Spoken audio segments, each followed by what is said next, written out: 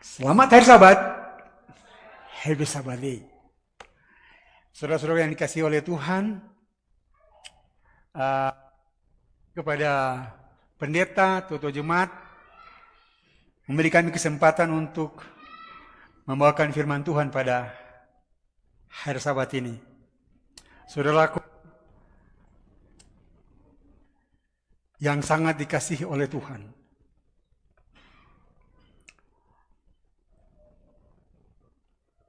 pada Sabat ini kita sudah dapat berkumpul di Sabat pertama di bulan Februari.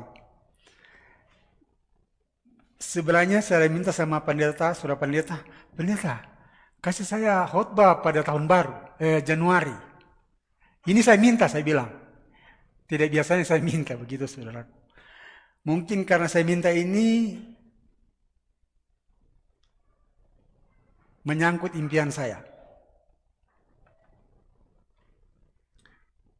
Dikasih oleh Tuhan. Judul khotbah pada Sabat ini, Negara Impian. Negara impian, masing-masing kita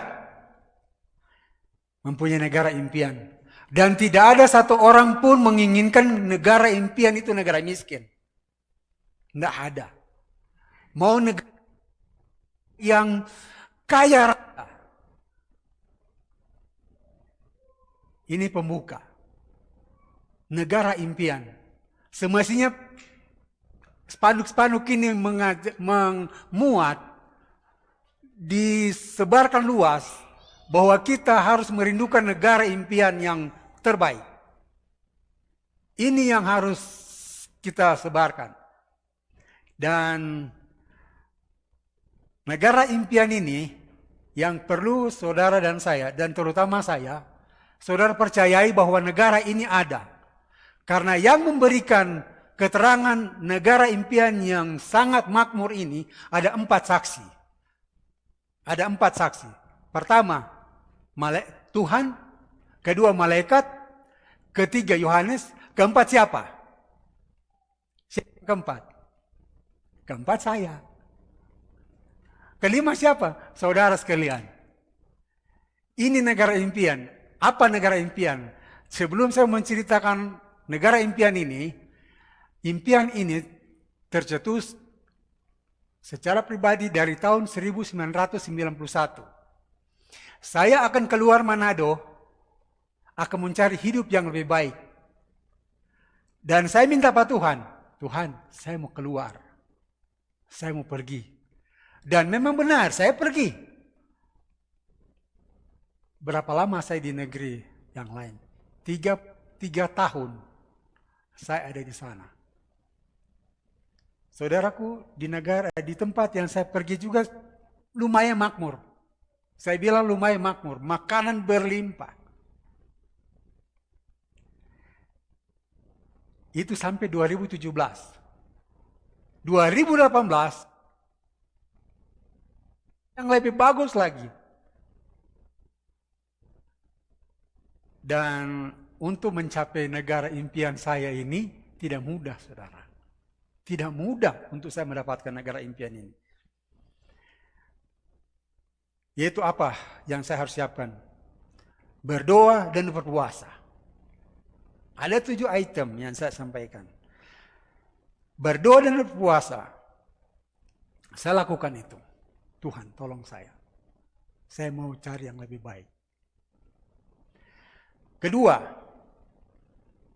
buat paspor. Ini saya tidak tahu ini paspor modelnya bagaimana. Tapi mereka bilang kalau kau tidak ada paspor, kau tidak bisa pergi. Kau harus punya paspor. Jadilah. Surat-surat ada di Manado. Saya ada di Papua. Di Papua.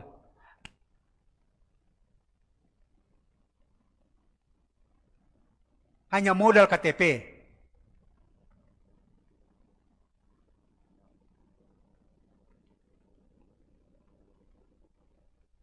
Mau ambil ini paspor pun, mereka bilang harus ada dokumen yang asli semua dikasih. Tidak, saya cuma kasih cuma ada karyawan, ID. Oh, berikutnya Tidak segampang itu. Tidak segampang itu. Saya harus berjalan keliling.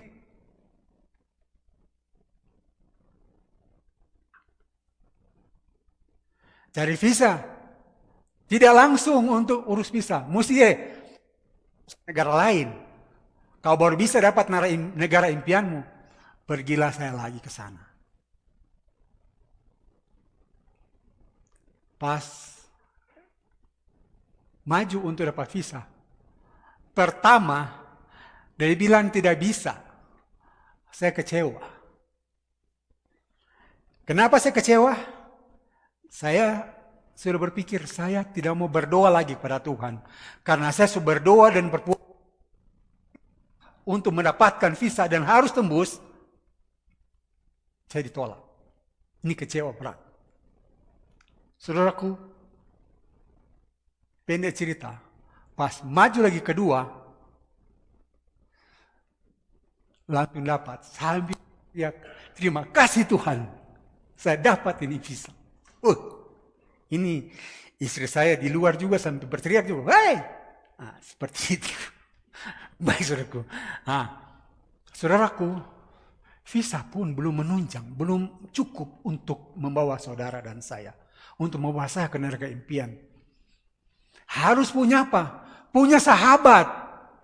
Punya dorongan, punya motivasi. Dari siapa? Dari tempat negara yang akan saya tuju. Dan itu dengan hormat saudara saya sampaikan keluarga Sumakul Unto, Stephen Enita. Omeman. Kali. Datang. Di sini. Oh. Wow. Oke. Saya terangkat, saya bersemangat. Oke kalau begitu saya. Tetapi. Begini. Ada uang atau tidak? Ada uang atau tidak? Mereka lagi tidak ngomong lagi, kau kalau mau datang ke sini kau harus bawa mobil, ada uang beli mobil, ada uang bikin ini dan itu. Pokoknya mereka bilang datang saja. Dan ini kesaksian daripada malaikat. Malaikat pun memberi kesaksian. Yohanes, jangan kau berbuat demikian. Karena aku adalah hamba sama dengan saudara-saudaramu. Yang menuruti hukum Allah dan iman kepada Yesus. Ini dua orang seperti malaikat juga memberikan semangat kepada saya untuk harus datang. Dan inilah jadi kenyataan saya dari sini. Saudaraku, pertama saya sampaikan bahwa saya tidak pas sebenarnya berbicara pada sahabat ini karena situasi tidak enak. Kenapa? Karena kita berduka dengan saudara-saudara kita. Karena kalau saya mau sampaikan juga nanti mau bikin menangis, mau bikin bersemangat, bikin marah. Karena apa? Karena situasi seperti ini kita merasa berduka kepada Torendek, keluarga Torendek dan keluarga Sakul. Namun dengan negara impian, mari kita akan terhibur bersama, kita semangat bersama.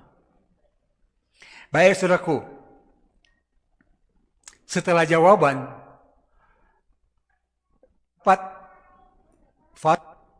visa, uang, dan tiket, saya diterima. Setelah saya diterima, sangat luar biasa.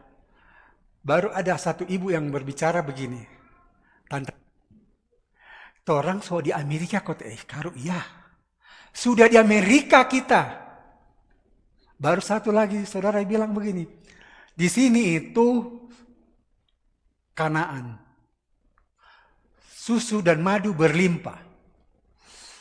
Betul, susu dan madu, susu ini saya cari, memang berlimpah, tapi madu tidak ada. Ini ada candaan sedikit.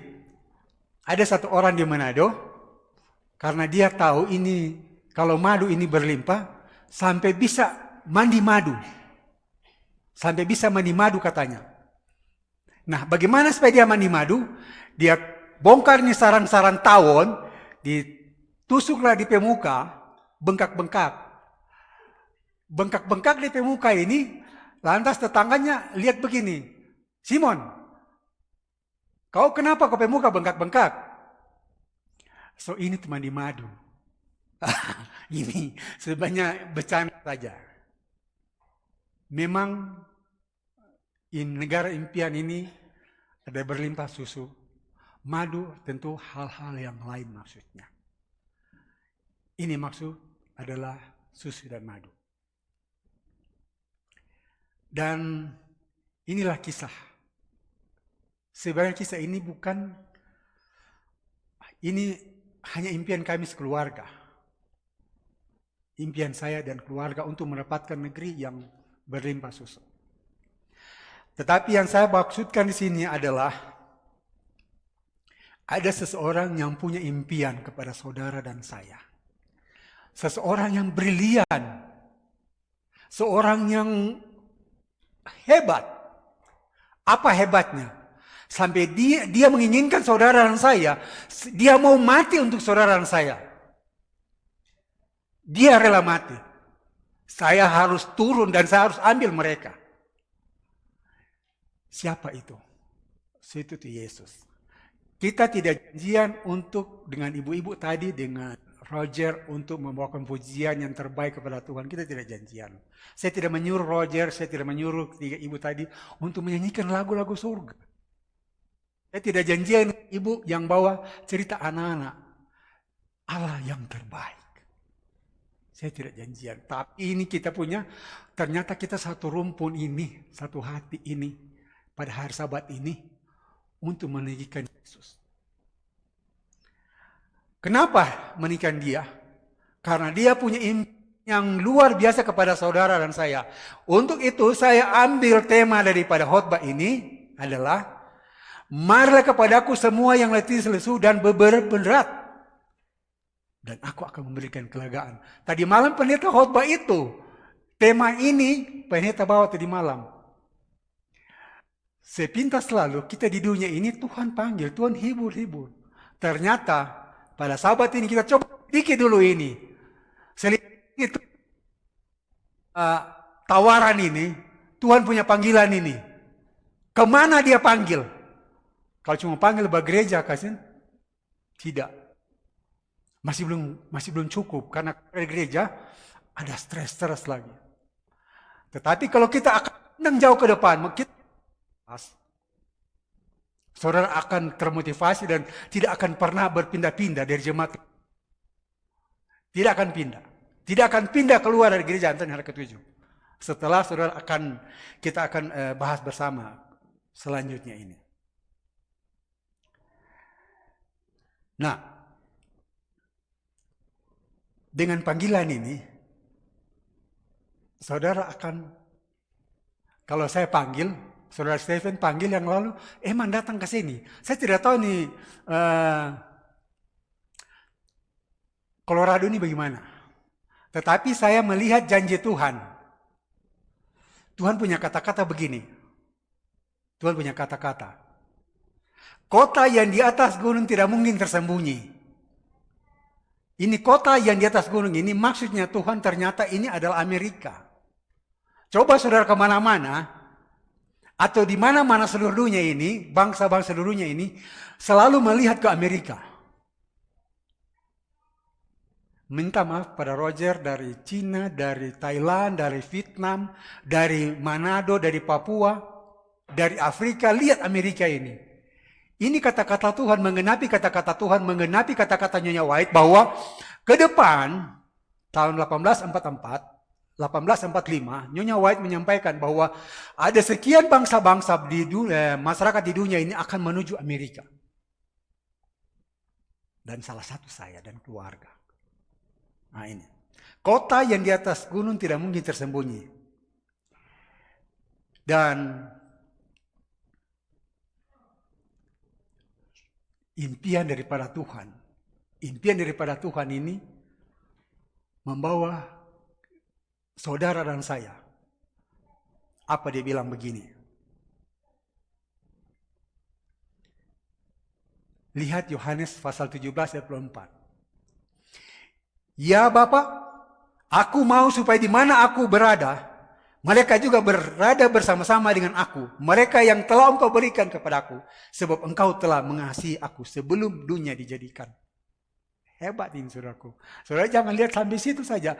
Saya tidak cukup kalau saya mau belajar Kejadian. Saya akan pelajari terus sampai di kitab Wahyu. Makanya saya akan bawakan kepada sahabat ini. Di mana Yesus berada? Ya, Yesus itu berada di mana? Dia minta kepada Bapa, saya mau saudara-saudara di Live House. Saudara tamu-tamu juga bertamu di Live House. Saya kalau sudah di Colorado, tetaplah berada di jemaat Live House.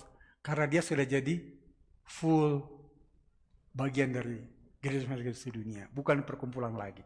Ini promosi ya. Ini promosi untuk jemaat Live House.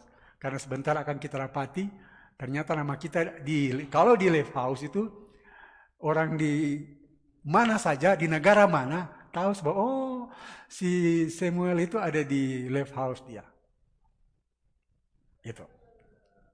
Baik saudaraku, belum cukup sampai dia mau saudara di mana Tuhan berada, di situ saya berada. Tentu pertanyaannya, saya tanya kepada Stefan, kamu di mana di sana? Kami di Colorado. Oh, bagaimana tempat di sana? Banyak tidak, jangan sampai saya pergi tidak tempat. Ini gambaran kepada Tuhan juga. Kepada Tuhan. Dalam Wahyu pasal 21 ayat 16. Tuhan memperkenalkan, saya mempunyai kota. Kota itu 4%. Panjang kota itu 12.000 mil. 12.000 stadia. Ya, 12.000 stadia. Kalau kita cuma baca begitu, dulu saudaraku saya baca, ini kota 12.000 stadia, cuma 12.000 stadia, cuma kecil. Pemimpin roh nubuat. Satu stadia berapa meter? Pendeta mungkin. Pendeta, maaf. Satu stadia berapa meter? Kita akan dapat kota ini nanti. Satu stadia berapa meter? Berapa? 201. Satu stadia sama dengan hampir sama itu. Tapi kasih kurang sedikit. Hampir sama. 201. Satu stadia sama dengan 185 meter. 2 kali panjang kaki. 185 kali 12.000. Iya. Dia dapati di sana 2.220.000 kilometer. Ini kota. Kalau saya salah, koreksi pendeta. Karena saya orang awam saja. Nah, jadi kalau kota ini DP lebar, DP panjang sama. Sama. 2.220.000 kilometer. Gunung Everest itu cuma 8.800. Orang mau ke sana ngos-ngosan. Gedung tertinggi di dunia ini cuma ada di Bahrain. Cuma 800 meter. Terkagum-kagum. Hebat sekali itu gedungnya. Atau yang pergi ke California atau ke mana? New York ya. Lihat gedung puncak dia kota yang Tuhan bawa saudara. Impian daripada Tuhan ini. Terus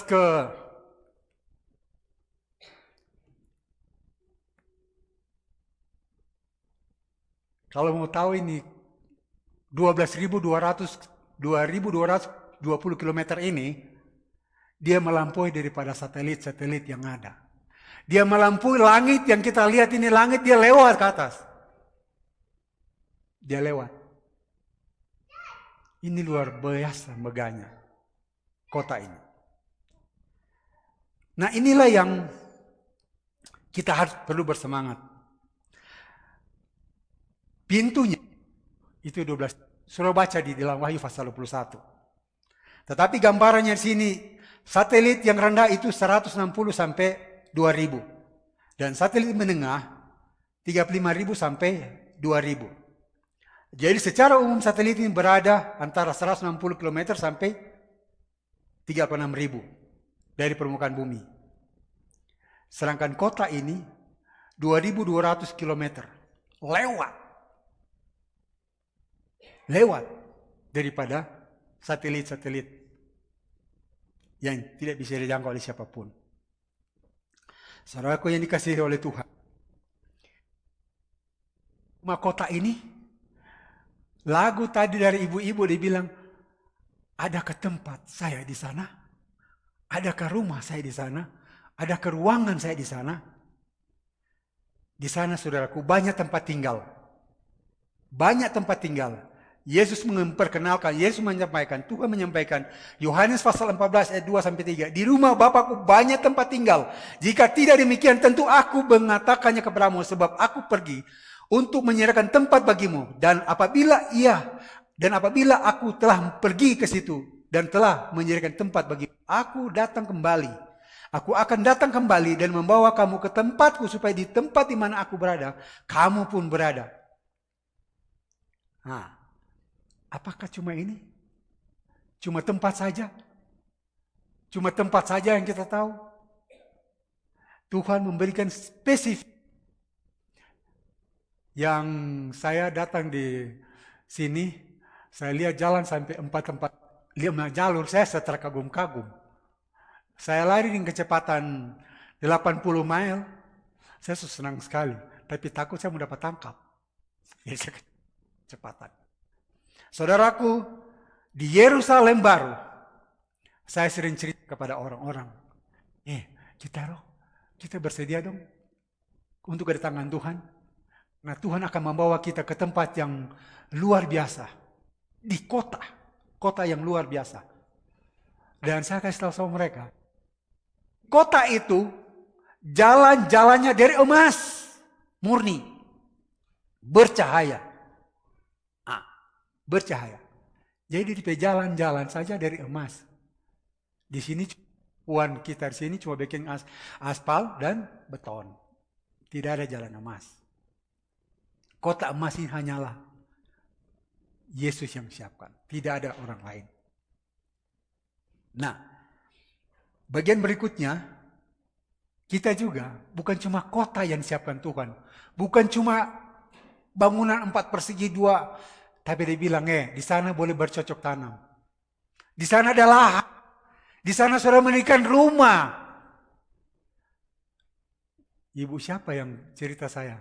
Oh, saya punya rumah di Indo. Mungkin ada rumah di Cina. Tapi tidak bisa ditempati. Tetapi di sana, kita membuat, bukan orang lain mengecap, kita sendiri yang mengecapnya. Kita mendirikan rumah, bukan orang lain menempatinya. Kita sendiri menempatinya. Kenapa? Karena negara ini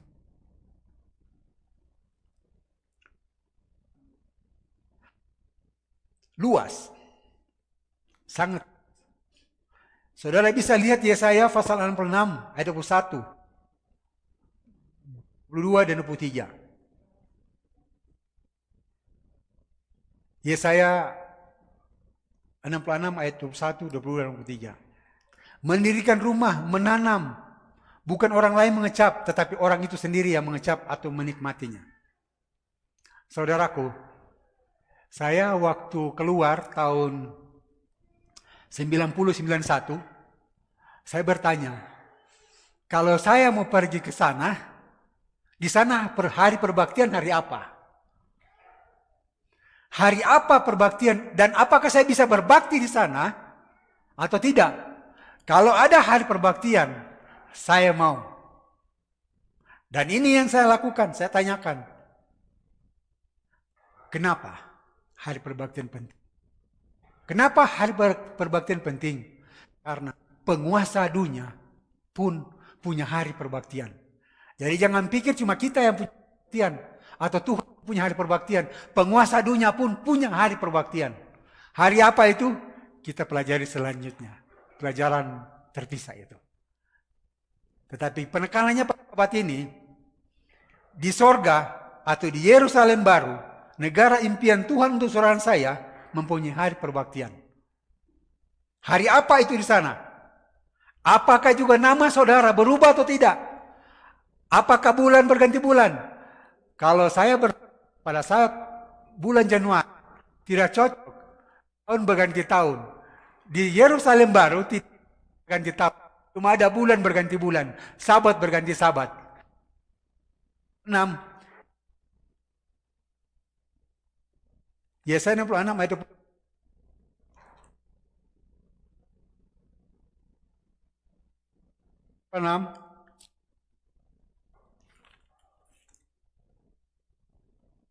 Ayat 23. Bunyi seperti ini.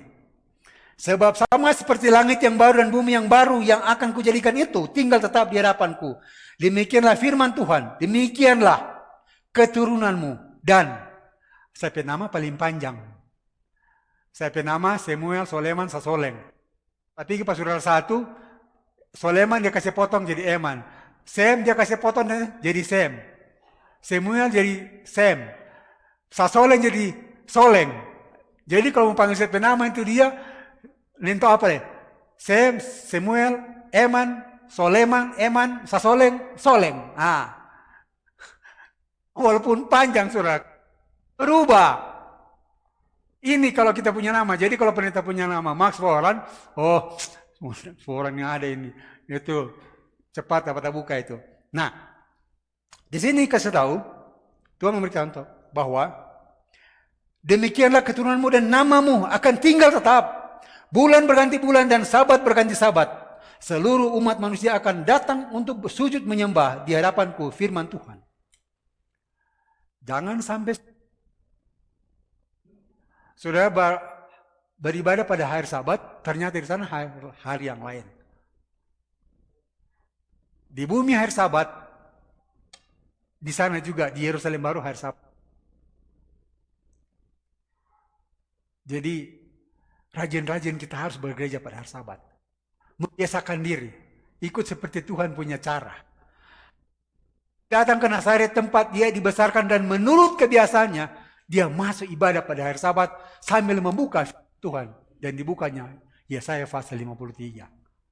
Nah, khotbah daripada Tuhan pada saat dia beribadah pada hari sabat, buka Matius di mana ia pergi ke Nazaret.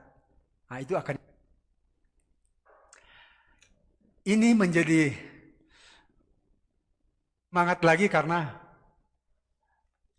kita beribadah pada hari sabat di sana juga. Nah, sekarang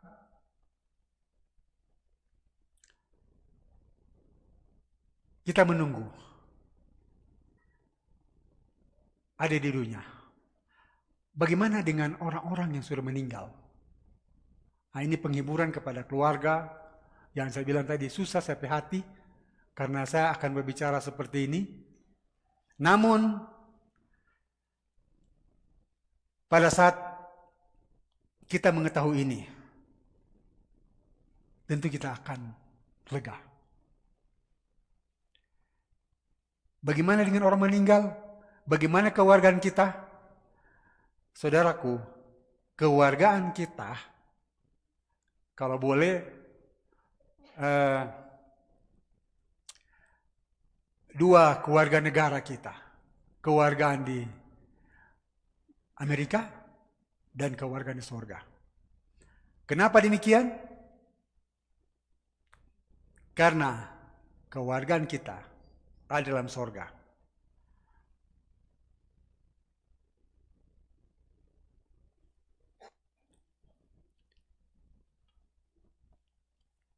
Filipi pasal 3 ayat yang ke-20 bunyi demikian.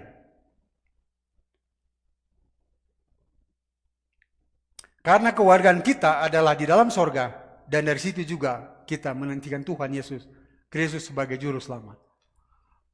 Nah, hanya kita masih di dunia. Tuhan tidak sampai di situ.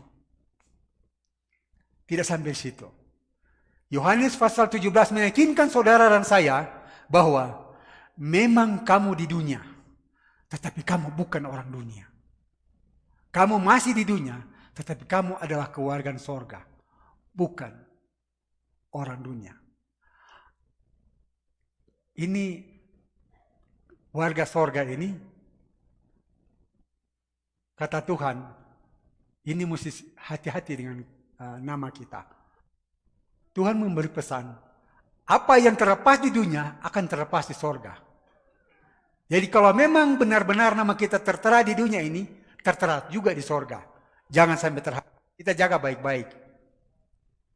Untuk saudara-saudara yang telah mendahului saudara dan saya, yang telah beristirahat mendahului kita, mungkin kita juga akan beristirahat. Tetapi Rasul Paulus menyampaikan bahwa pada saat trompet dibunyikan, orang-orang yang telah meninggal akan dibangkitkan. Kebangkitan pertama. Menyongsong Tuhan yang angkasa. Dan kita yang masih hidup akan naik bersama-sama. Inilah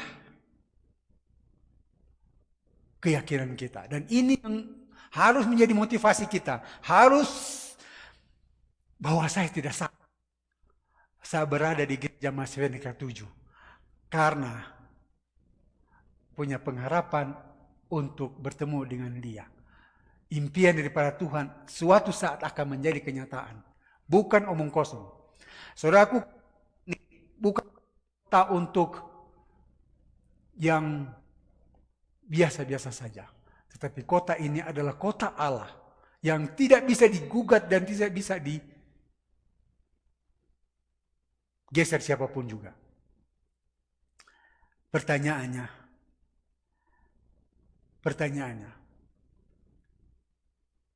kita 72 tahun. Ada mungkin 80 tahun, ada mungkin 82 tahun. Saudara, pekabaran Tuhan datang, tapi Tuhan belum datang.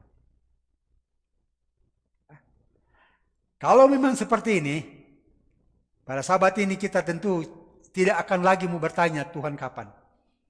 Kapan datang? Kenapa demikian?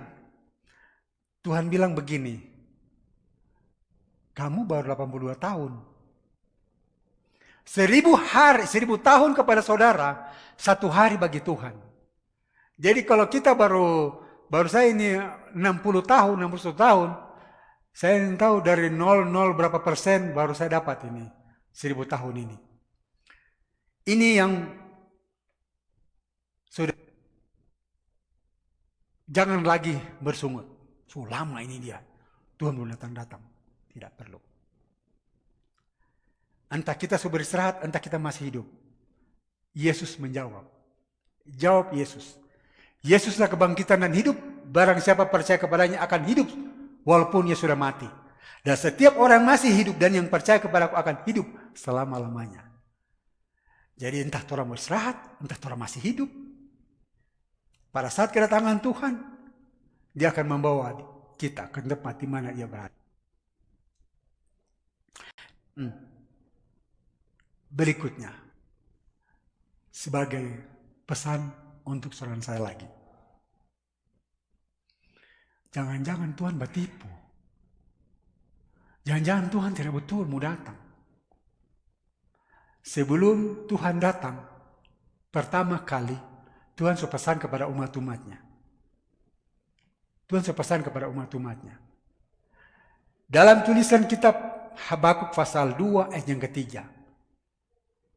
Bilang begini.